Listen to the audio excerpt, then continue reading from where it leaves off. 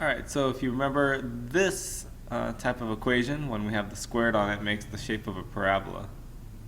And even though they're not exactly a V shape and these aren't straight lines, we can still approach it the same way we did the absolute value equations to see if something's narrower or wider by looking at that number in front, right? The 5, 6. Because if we have a bigger number in front, then it'll be narrower.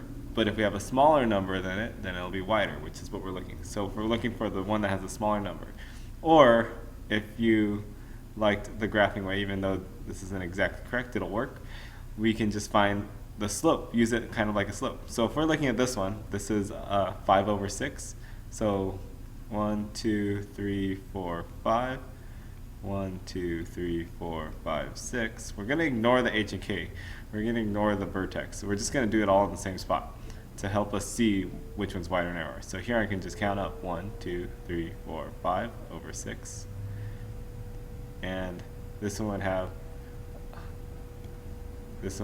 a U-shaped graph, but we're going to draw it more like a V just to make it more clear. That looks like this. Right, just reflect to the other side, but we're not concerned with that. So now all we gotta do is compare all of them to this. So let's try this next one, try 2, that's 2 over 1. So if I try this one, starting at the same place, it's up 2 over 1, and we can see clearly that this one is inside, or this one is narrower than that. So we don't want narrower again, we want wider. So let's try the next one, 3 over 7. So if I have this, we'll ignore the negative, just make it all go upwards. Go up 1, 2, 3.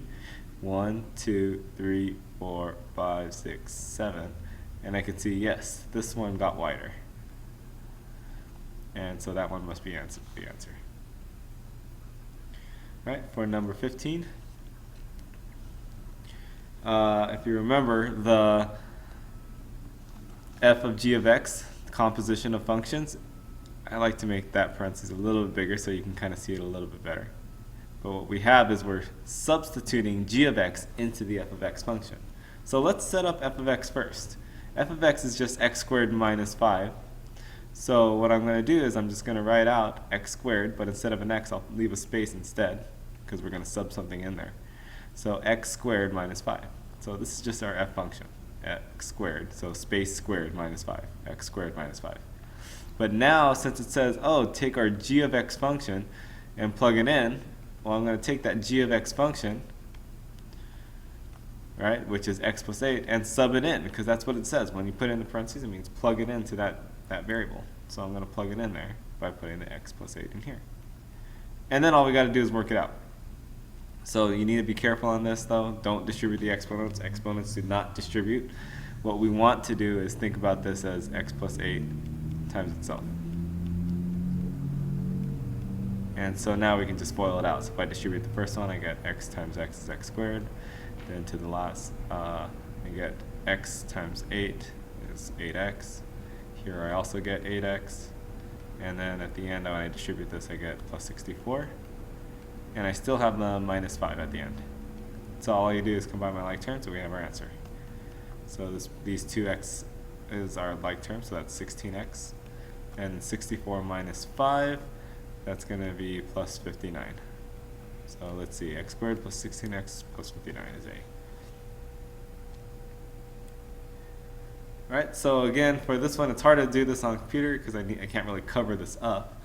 But I like to think of this as how we would do this one step at a time. So if I look at the first step, the first thing I would think about, remember we're going to do StatMap since it looks like we can solve this by square roots. So first thing I would do is add 1 to both sides. So look at step 1, yes, they did add 1. This became a 78, this one disappeared.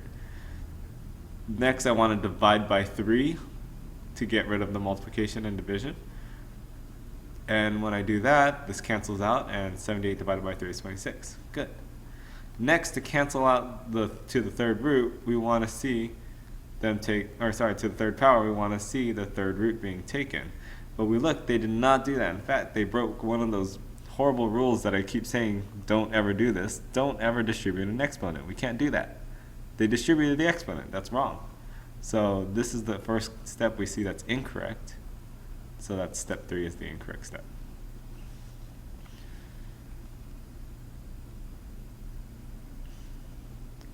This one's very, very fast. We saw one earlier that's like this, if you recall that the denominator is the root. So this is just the third root of 19, but the exponent of 4 is still on it, so we'll just put the exponent of 4 still on it. So we can put the 4 on the 19 or on the outside, same thing. But here they have it on the inside, so that is C. All right, we haven't seen one of these in a while, but if you remember, our steps are to eliminate a variable. So choose a variable to eliminate, that looks easy, and then break it down to a 2 by 2, and then hopefully we can eliminate another one. So to me, just right off the bat, I see that the x's look like they're really easy to eliminate. So first thing I'll do is I'll cancel out the x's between these two by multiplying maybe this by -2. So that way, and this one by 1. So let's see what we get. I get 2x, oops, 2x plus y plus 6z is equal to 9. I'll multiply this by -2, so I get -2x minus 8y minus 8z is equal to -6. Don't forget to multiply by -2 on the other side too. And when I add those together, the x's cancel out like I wanted. Here I get minus 7y minus 2z is equal to 3. So that's equation 1. I'll label it and find it later on. Now I need to choose one that goes with this, so I'll choose the bottom two. It doesn't matter, but it looks nice and easy. And I'll just multiply this one by -1 and keep the other one the same. So I'll have x plus 4y plus 4z is equal to 3. And if I multiply everything by -1, it's just going to make all of them negative. So I have minus x minus 2y minus 4z and minus 5. So the x's cancel out. Great, that's our entire goal of this. Remember, our goal was to cancel out the x's. Make sure you cancel out the x's twice. All right, so I was trying to cancel all those x's. And so I have here is 2y. Oh, well, look at this. Our z's happen to cancel out at the same time too, so that makes things nice and easy. And here I have -2. And because of this, well, I could already just solve this out. So I can get y, if I divide by 2, is -1. So we have our two equations. Y is -1, and -7y minus 2z is 3. Well, normally we would have to stack them up and have to eliminate another variable, but we already got the z's gone over here. So that makes things easy. I can just plug it in. So if I have -7y, which is, in this case, -1, minus 2z is equal to 3. And I get 7 minus 2z is equal to 3. And if I solve this, I'm going to get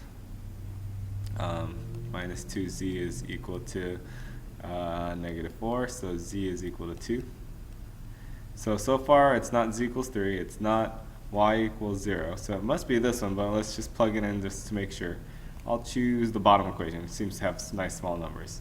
So I have x plus 2y, which we found was -1, plus 4z, which we found was 2. And we get x minus 2 plus 8 is equal to 5. And if I just get x by itself by subtracting 8, or let's combine like terms, x plus 6 is equal to 5. And if I subtract 6, I get -1, which is what we were looking for.